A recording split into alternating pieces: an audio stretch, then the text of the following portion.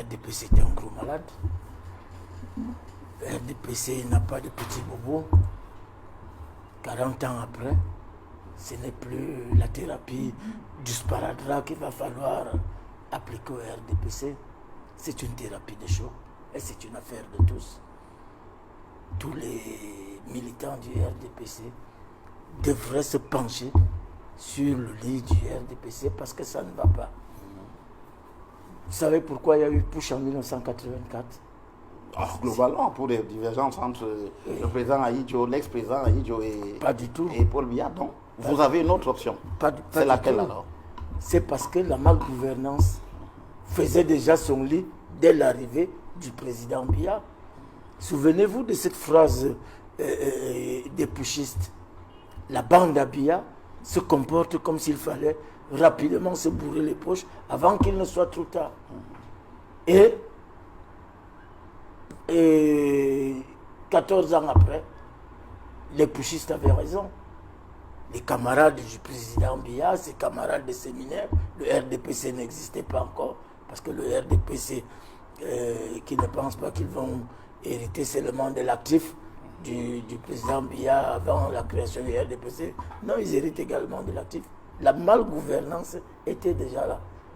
Et les gens pillaient, comme pour dire à nous le tour. Et ça a continué. Et quel était le problème? C'est le casting qui n'était pas bon? Est-ce que le président Biya ne s'est-il pas bien entouré pour lancer le RDPC en 85 à Bamenda? Ou bien, on connaît le débat avec le professeur Georges Ngago qui disait qu'on ne met pas du vin nouveau dans des vieilles outres. Est-ce que là, il n'y a pas un problème à ce niveau? Non, le problème, c'est que le président a été pris de court par les siens. Tous ces gens-là, les Ngango, les Sengako, tout ce monde-là, se sont comportés comme des gens qui disent à nous le tour. Et ils ont pillé sans réserve. Ils ont commencé à piller. Quand le président est saisi de ces situations, il va demander les preuves. Et ça va prendre 14 ans. Mais est-ce qu'il n'y avait pas déjà un problème dans la mutation entre UNC, RDPC, la mutation de l'UNC au RDPC? Est-ce qu'il n'y avait pas un problème? Le président Biya n'a jamais créé un parti politique. Oui, mais peut-être aussi que c'est là le président Biya n'a jamais créé un parti politique. C'est pour ça que le RDP, l'UNC devient le RDPC. Donc, il a hérité de tout, et des hommes, et des tests, et des tests et de tout. Donc, le président a toujours eu un regard lointain de ce parti. Mais quand il faut s'en servir pour reconquérir le pouvoir. Donc, on peut dire que le président est d'abord fonctionnaire. Il est fonctionnaire plutôt que militant. Il s'est toujours comporté comme ça. Oui. On n'a jamais vu le président en tenue du parti. On n'a jamais vu en tenue du parti, même quand il est en campagne. Donc, il a gardé son statut de fonctionnaire. Et celui de militant, c'est quand il peut donner des directives. Donc, le RDPC est malade. Il faut le soigner. Et ces maladies sont devenues tellement graves. Vous savez, quand on a créé le RDPC, on a cru pouvoir trouver l'emblème. On a conçu la flamme. Cette flamme qui était censée guider, servir de lumière, de guider, est devenue plutôt des flammes incandescentes qui ont tout embrasé dans le pays. Sur le plan économique, au moins 100 fleurons de l'économie du Cameroun sont allés ont mis la clé sous le paillasson. Mais il y a eu la crise quand même qui est passée par là. Non, avant que la crise n'arrive. Vous pensez que ces structures n'auraient pas pu résister à la crise? Prenons le cas de la Camer. La Camer était, à cette époque, la 6e compagnie aérienne au monde. Et aujourd'hui, on se retrouve, on a juste changé de nom. C'est toujours la Camer. Donc, toutes ces sociétés, comment vous pouvez expliquer qu'au niveau du chemin de fer, on a perdu de l'argent pendant des années les premières années de règne de Paul Biya, on a perdu de l'argent, mais dès qu'on a privatisé Camtel, ces Sud-Africains ont gagné en 2 ans ce qu'ils avaient escompté gagner en 5 ans. Donc vous comprenez que la malgouvernance était au rendez-vous et le président n'a pas fait grand-chose pour combattre la malgouvernance jusqu'au moment où il a lancé l'opération Épervier. Et aujourd'hui, on se pose même la question de savoir si c'était judicieux de lancer l'opération Épervier, puisque les gens vont continuer à aller en prison. On retrouve tout un gouvernement en prison, un premier ministre, 3 secrétaires généraux de la présidence de la République, 22 ministres, 17 directeurs généraux, 300 hauts cadres de l'administration qui sont en prison pour malgouvernance. Et je crois que c'est ce que le président Biya a eu du mal à contenir. Et s'il a réussi à contenir ça, il a contenu ça dans l'optique de préserver son pouvoir. Donc, fermer les yeux. Donc il a fermé les yeux pour dire trivialement comme au quartier, oui, il a fermé les yeux sachant que sur tout ce que ses amis faisaient. Et comme ça, il pouvait lui laisser sa place tranquille, sans trop la regarder. Oui. Alors, c'est à votre avis qui peuvent porter ces grandes idées. Il a parlé de l'idéalisme du président Paul Biya avant qu'il y ait eu ce revirement après 92. Le RDP, c'est certainement un grand parti politique parce que, en son sein, il regorge de beaucoup de cadres bien formés, hautement formés, mais qui mettent plus d'intelligence au service du mal. C'est ce qu'il faut retenir. La philosophie s'accommode très mal de la politique. Tout simplement parce que si vous allez demander à un téléspectateur qui n'a pas eu le privilège d'aller dans les grandes universités, comme Jean-Baptiste Atemongue, tout ce qu'il vient de développer là, ce n'est pas de ça qu'il s'agit. Le RDPC a fait 40 ans au pouvoir. Moi, je dis, arrêtons les histoires proches du pouvoir. Au pouvoir, le RDPC a fait 40 ans. Qu'est-ce que le RDPC nous lègue aujourd'hui? C'est là la question fondamentale.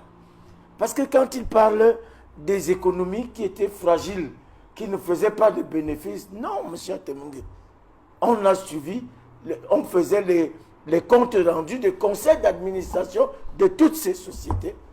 Et vous n'allez pas me dire qu'une société comme le Crédit Agricole, la banque des agriculteurs, où tout le monde avait mis la main, qui était si prospère, ceux qui ont mis cette banque en faillite, vous les connaissez, ils sont là parmi nous.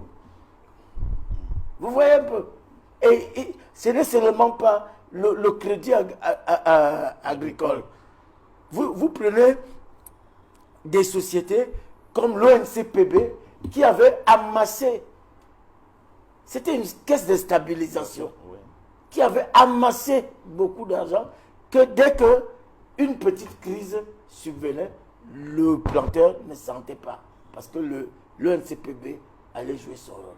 Mais les gens ont trouvé l'occasion de tuer cette ONCPB, là où toute l'économie du Cameroun reposait.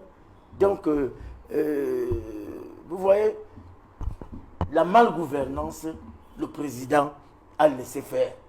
Parce que c'est ça, quand un discours comme celui-là, c'est le même que vous avez entendu, et une dame qui est au gouvernement demandait qu'il y avait quoi avant. Il y avait quoi avant? Il y avait tout. Il y avait l'électricité pour tous. Il y avait l'eau pour tous. Il y avait... c'était... il y avait assez de salubrité. Il y avait assez de salubrité. Oui. Il y avait quoi avant? C'est osé. Aujourd'hui, on est encore à chercher de l'eau. Aujourd'hui, on est encore à avoir du courant un jour sur 7. Aujourd'hui, on est encore à acheter des comprimés d'aspirine à l'hôpital. Des choses qu'on ne connaissait pas. Donc, il faut avouer que le RDPC n'aura pas, en 40 ans, rassuré les Camerounais. Au contraire, on est passé à un manque de tout. Alors aujourd'hui, il faut prendre des mesures. Pas des mesures de sapeurs-pompiers. Vous ne pouvez... Je suis d'avis avec vous. Moi, je vous dis que si le président Biya n'est plus là, le trop plein de Camerounais capables de redresser, moi, Saint-Éloi Bidoum, je n'aurai pas besoin de 5 ans pour faire oublier les 40 ans mais pourtant, le RDPC dure. Vous expliquez ça comment? Vous expliquez cette longévité comment? Il dure. Vous dressez un tableau très noir de la situation. Vous savez que le RDPC est un parti hautement rompu à la mécanique électorale. Donc, vous n'allez pas nous faire croire ici que les Camerounais croient encore. Nous, à notre époque... Qu'est-ce que vous appelez mécanique électorale? Qu'est-ce que vous mettez derrière cette formule? Bref, si vous voulez la fraude. Ouais. Hein? Moi, j'ai fait de la besogne au RDPC, la bonne et la sale. Donc, je sais de quoi je parle. Donc, aujourd'hui, le RDPC continue à régner plus par la violence que par la crédibilité des politiques qu'ils mettent en place. Non. Essayez, il a parlé tout à l'heure de démocratie dans l'intention du RDPC. Bon, on a vu en 2011 une ouverture démocratique à l'intérieur du parti, mais très rapidement, et ils ont refermé cette porte. On nous a soumis des primaires, on est revenu au système d'investiture et même à la désignation, carrément à la désignation des personnes là où on doit faire des élections. Vous étiez candidat en 2011, c'est bien ça? En 2011, j'avais eu des vérités. Qu'est-ce qui s'est passé? Ce qui s'est passé. En tout cas, je considérais que quand on entre dans un parti politique,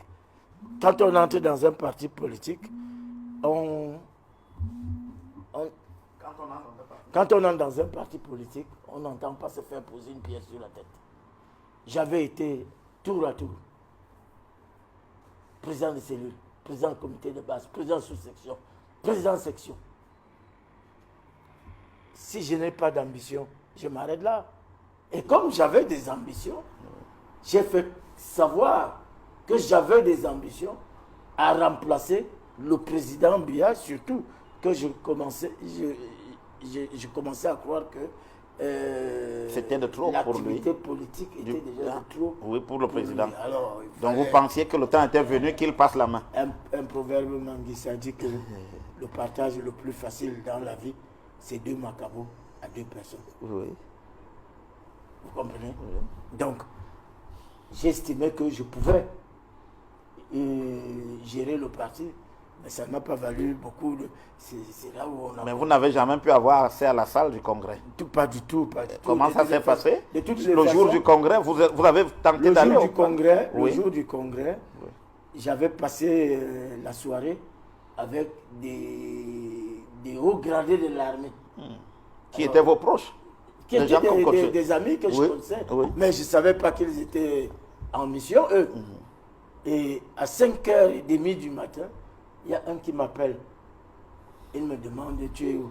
Je lui dis, mais mon collègue, je suis chez moi, je suis un père de famille. Il me dit, non, je voulais te dire de rester seulement chez toi. Parce que si tu traverses mon colo, je ferai le travail pour lequel je suis payé. Vous comprenez? Oui. Alors, le président Biya, je dois l'avouer, lui, il comprenait l'intérêt de ma candidature. Il était pour votre candidature? Non, il n'était pas pour. Oui, il n'était pas pour. Il comprenait l'intérêt. Il comprenait parce que les autres pouvaient passer de l'amitié à la mort. Oui. Parce que... Comme ce colonel qui vous avait appelé. Oui, les gars, il ne joue pas. Il ne joue pas. Et vous êtes resté chez vous? Je suis resté chez moi.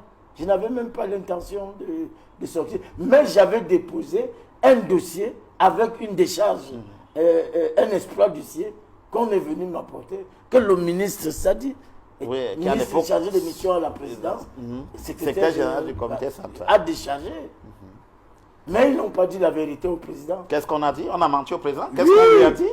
Non, chaque fois que le président s'inquiétait un peu de mes passages récurrents dans les médias, du soutien que je recevais, on lui disait non, c'est un petit vendeur de bière à Melenla. D'ailleurs, le ministre Famendongo sortira par une tribune au journal L'Action pour dire que je serai platement battu à ce truc-là. Un petit vendeur de bière. Oui, mais on ne vous a pas permis d'aller en salle. Voilà. Donc, je voulais dire que le RDPC, vraiment, la dégradation du parti est visible. Et vous voyez, les militants sortent de plus en plus. Il parlait des progressistes tout à l'heure. On a eu des modernistes à l'époque. Il y a eu des progressistes. Et une aile qui était conduite par moi-même. Parce que M. Sanga Yamding n'a jamais été progressiste. Il est biaïste depuis. Et il sera tout, j'espère. Donc lui se retrouve dans le camp il a rangé dans le camp des conservateurs. Non, je ne sais pas. Bon, donc, vous voyez que les revendications naissent au jour le jour. Parce que les injustices sont aggravées au sein du RDPC. Est-ce normal quand dans une liste communale, on retrouve un monsieur, on retrouve son épouse, on retrouve sa nièce, on retrouve son cousin, et quand il va falloir désigner le maire, on retrouve une de ces personnes. Et ça se passe comme ça partout. Et le mode de désignation des investitures n'était pas le même partout, comme si on ne maîtrisait rien. C'est tout ce que vous avez contesté et qui vous a valu, quoi, votre exclusion du parti. Il est dit dans le Code général de la décentralisation que tout conseiller municipal est un potentiel maire.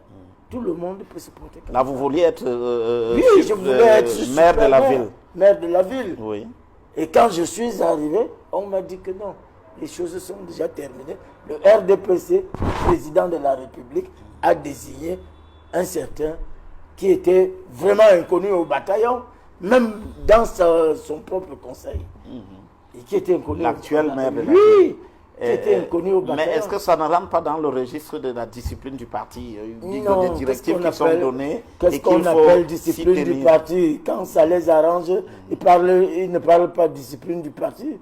Quand ça ne les arrange pas, on vous brandit la discipline du parti. C'est comme M. Atemang parlait tout à l'heure des méthodes dépassées. C'est dépassé aujourd'hui. Vous ne pouvez pas venir imposer une candidature là où les tests disent qu'il faut élire. Il faut élire. On a tout fait. On a disqualifié tous les potentiels candidats.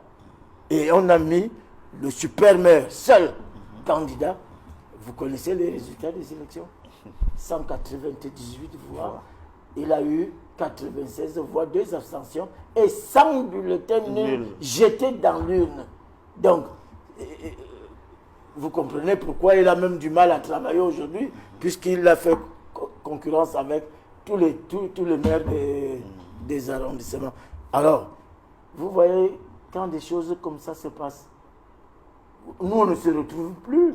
Moi, je ne trouve plus ma place au RDPC, parce que quand il va falloir faire quelque chose, je ne sais pas comment M. Atemang... Donc, si on ne vous avait pas exclu, vous nous faites entendre que vous seriez parti, que vous ne vous retrouviez plus, vous seriez parti. Non, je ne serais pas. Si vous n'aviez pas été exclu, vous seriez parti. Je serais parti parce que il ne pouvait pas en être autrement. Parce que, qu'est-ce qu'on m'a reproché au conseil de discipline du RDPC? Mes prises de parole, de position publique, on m'a reproché ça.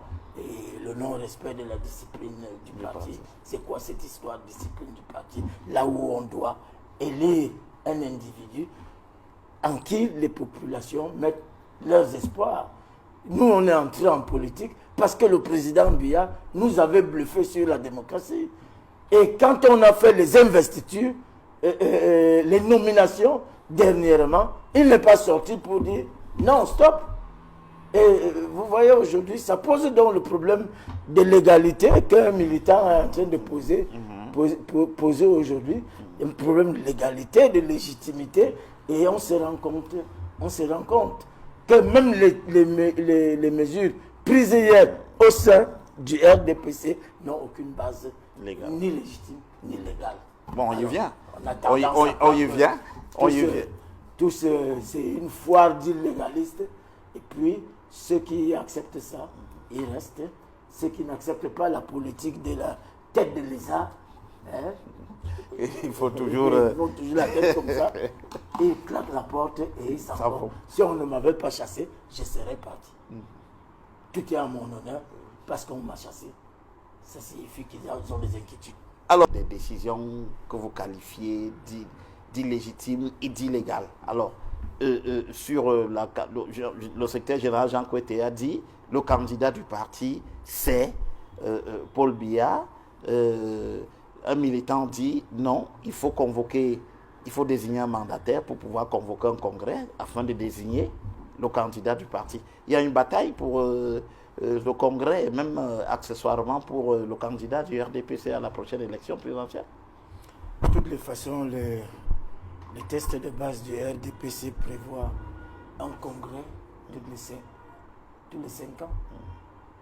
Et nous sommes à 14 ans sans congrès. Et les tests étant essentiellement flexibles, élastiques et malléables au RDPC, on en fait ce qu'on veut. On va vous réunir.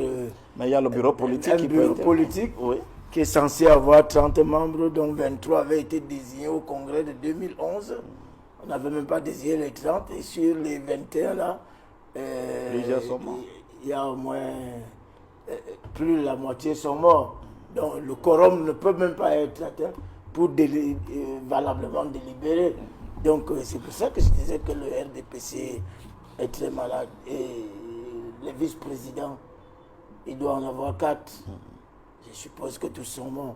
Vous comprenez que le président national du RDPC, faisant semblant d'être désintéressé par le RDPC, il se plaît à être seul sans vice-président. Vous savez, pour déposer le président Mugabe, on est passé par le bureau politique. Et il a appris qu'il n'était plus président et le président le sait. Donc, il les a allés. Donc, il préfère avoir un bureau politique déséquilibré ou quasi inexistant. Quasi inexistant. Oui, qui ne constitue pas une menace pour lui. Oui, pour qu'il n'y ait pas de menace. Et quand on pose la question de savoir pourquoi on aurait empêché à certaines personnes de rentrer au comité central, toujours. Non, le président n'est pas dupe. Le président connaît ces éléments. Il sait que si il met Saint-Éloi au comité central, il devient membre statutaire du Congrès, donc peut être candidat. Donc beaucoup de personnes ont été écartées, n'ont pas été promues. Tout simplement parce que le président les connaît bien. C'est des gens incontrôlables qui peuvent arriver et au lieu d'assister à une scène qui était un jeu à l'époque, au congrès de, je ne sais plus quel congrès là, où on avait posé la question de savoir, y a-t-il un candidat? Qu'est-ce qui s'est passé? Il y avait déjà en juillet 2006, le ministre Zengele avait levé le doigt aussi. Il n'a jamais été candidat. Le ministre Amadjoda, pendant que Mabazil demandait, y a-t-il un autre candidat? Amadjoda ne faisait que lever le doigt, et Mabazil faisait semblant de ne pas voir. Et puis, puisqu'il n'y a pas d'autres candidats, et à la fin, Mabazil demande au ministre Amadjoda, qu'est-ce que tu voulais nous faire là? Il dit que non, je voulais justement proposer la candidature du président. Oui, mais il n'était peut-être pas dans les arrangements. Il faut quand même clarifier aussi beaucoup de choses. Il a suivi pendant 30 minutes. Non, il va préciser. Il va faire une précision, mais vous avez la parole. Ce sont les textes du parti qui ont dit qu'il y a un congrès tous les 5 ans. Ce sont les textes du parti qui ont dit, pour X ou Y raison, le bureau politique peut proroger le mandat des organes dirigeants du parti. Donc du président national, le comité central et les bureaux nationaux des femmes et le bureau national des jeunes. C'est ce qui a été fait en 2016. 16, oui. Tous les membres, le quorum y était. Je ne sais pas aujourd'hui, je n'ai pas évalué aujourd'hui. Ils sont déjà Bon, morts. mais en 2016, le quorum y était. Oui. Bon, donc c'était une décision légale. Celui qui porte plainte, le camarade Onana, bon, lui n'était pas encore membre du RDPC d'après ce que j'ai lu de ses documents de l'huissier. Il est devenu membre en 2019. Oui. Donc après cette prorogation, Oui. il est devenu membre en connaissance de cause. C'est-à-dire qu'il est Sachant entré qu'il y a eu- au oui. RDPC sachant que on a prorogé Les de mandats. façon indéterminée, limitée, les mandats. C'est là qu'il devient membre. Bon. Et il se réveille aujourd'hui pour estimer qu'il n'y a pas ni légalité ni légitimité à cette prorogation. Lui, il a trouvé, il a entré au RDPC, cette prorogation était déjà effective. Donc, je crois que sur ce plan, il se trompe un peu. Il se trompe un peu parce que peut-être qu'il s'est même trompé dès son entrée au RDPC. Peut-être qu'il n'a justement Ah, vous pas... voulez dire qu'il ne devait pas y aller? Qu'est-ce que vous Non, dites? Il ne devait peut-être pas y qu'il est, venir? peut-être qu'il est venu sans faire l'état des lieux, sans savoir où il entrait, puisque en 2019, il y avait déjà prorogation des mandats. Lui, il est devenu militant en 2019. Nous y étions en 2016, quand il y a eu prorogation. Oui. Ceux des militants qui, avant 2016, étaient membres et ont estimé que cette prorogation était légale. Bon, ils n'ont pas contesté. Lui qui a adhéré au RDPC après, je trouve anormal que lui, il vienne après cette décision qu'il était censé connaître. Oui. Parce que quand vous entrez dans un parti, vous savez pourquoi vous entrez. Vous y entrez, donc je crois qu'il faut le préciser. Vous dites que c'est un militant quoi, aventurier? Vous dites que c'est ce qu'il fait? Qu'est-ce que vous Je dites? ne veux pas le qualifier, mais Oui. je trouve que sa démarche n'est pas légitime elle-même, puisque Donc pour vous, elle ne peut pas prospérer. ça va de soi. Ça va de soi aussi. Tous les partis politiques qui respectent leurs textes. Chaque militant qui n'est pas d'accord avec cette application des textes va saisir le juge pour modifier.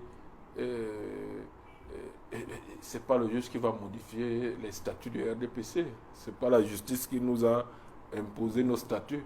Les militants du RDPC se sont dotés des règles du jeu au sein de leur parti et les appliquent. Ça ne relève pas de la justice. C'est le Congrès qui modifie les statuts, à la limite. Oui, mais pas la justice. Oui. Oui, c'est le Congrès, ce sont les militants. C'est pas la justice qui modifie ni applique nos statuts. Alors, Saint-Éloi, sur la question, pour vous, Télé Onana, c'est quoi? C'est un militant moderniste qui révolutionne le RDPC d'une certaine manière, ou alors? Non, c'est un agité. Vous aussi, vous êtes sur cette ligne-là? Non, c'est un agité. J'ai fait un plateau il y a 2 semaines avec ce monsieur. Ah, ok. Et j'étais seul. Je crois même qu'il était le communicant du RDPC. Quelque chose comme ça. Et on parlait de la candidature. Ouais, mais puisqu'il dit qu'il n'est pas contre la candidature du président Paul-Biya, mais il voudrait qu'on convoque un congrès. Voilà.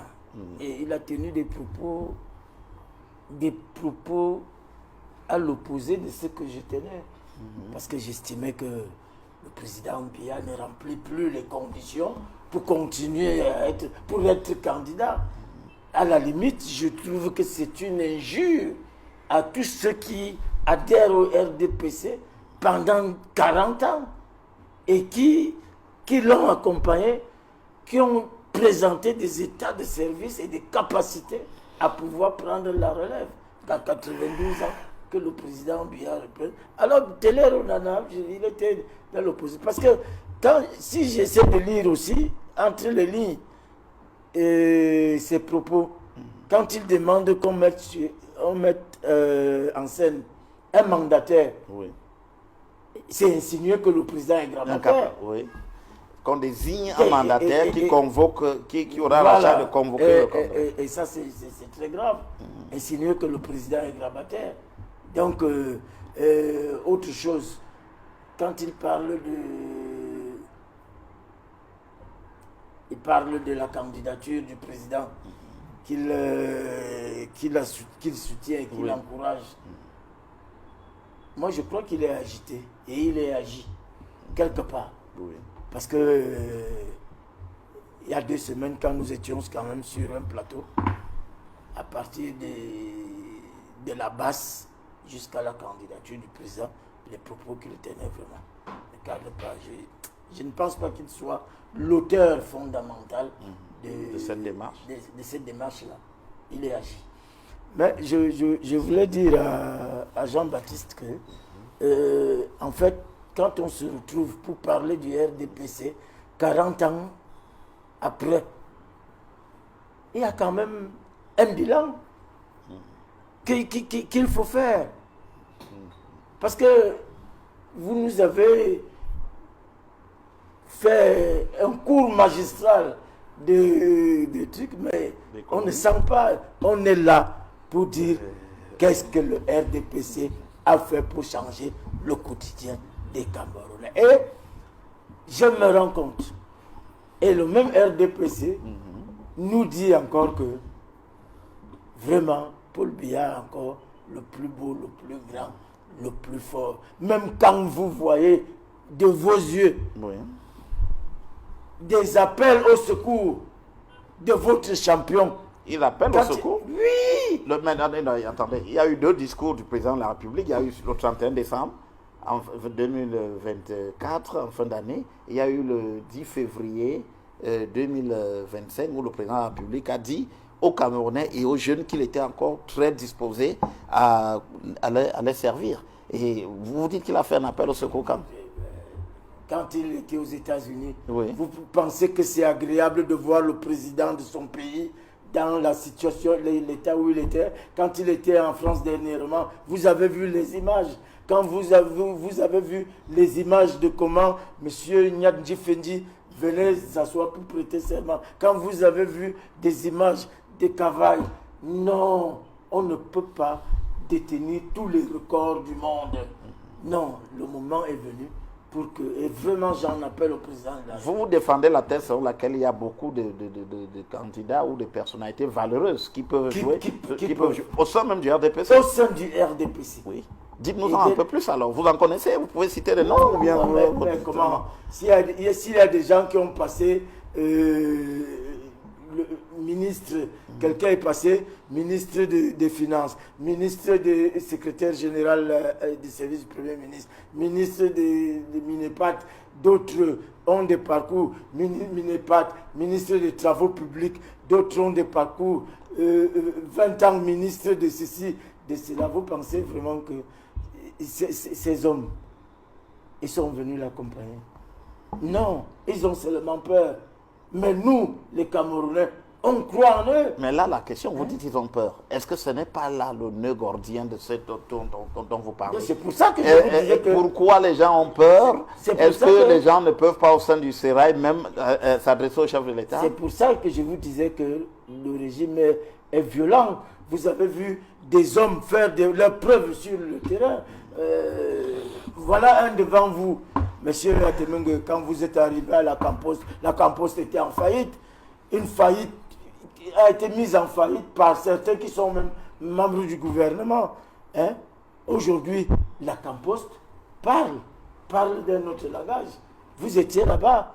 Moi, je vous trouve compétent. Vous pouvez. Mais les autres, ils peuvent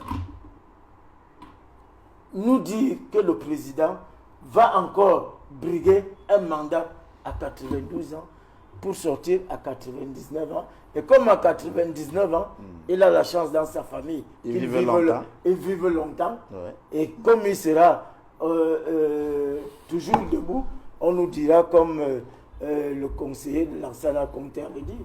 Il a dit que le président a mal au pied, il n'a pas mal à la tête. Battez campagne pour lui. Battez campagne pour lui, il n'a pas mal à la tête. Non, donc, nous sommes arrivés à un tournant décisif où le Cameroun doit pouvoir regarder un peu M. Guy Zogo. Nous avons un ministère de la ville. Vous avez vu comment les voiries urbaines sont jonchées de poubelles partout. On ne reconnaît pas. Il y a des pays qui sont venus après nous, le Rwanda, le Togo. Si vous arrivez au Togo, il n'y a pas d'ordure en route. Si vous arrivez au Bénin, même le Gabon ça n'existait pas. Le Gabon à côté, et même certaines villes ont adopté Bafoussam à côté. Hein? Pourquoi on ne peut pas faire ça partout? C'est parce que le président ne s'occupe plus de rien d'autre que de son pouvoir. De rien d'autre. Et les gens peuvent donc faire tout ce qu'ils veulent. Et Télé Ronana peut donc se fendre dans des déclarations de genre le président. Oui, mais il dit également que les nominations dans les délégations permanentes sont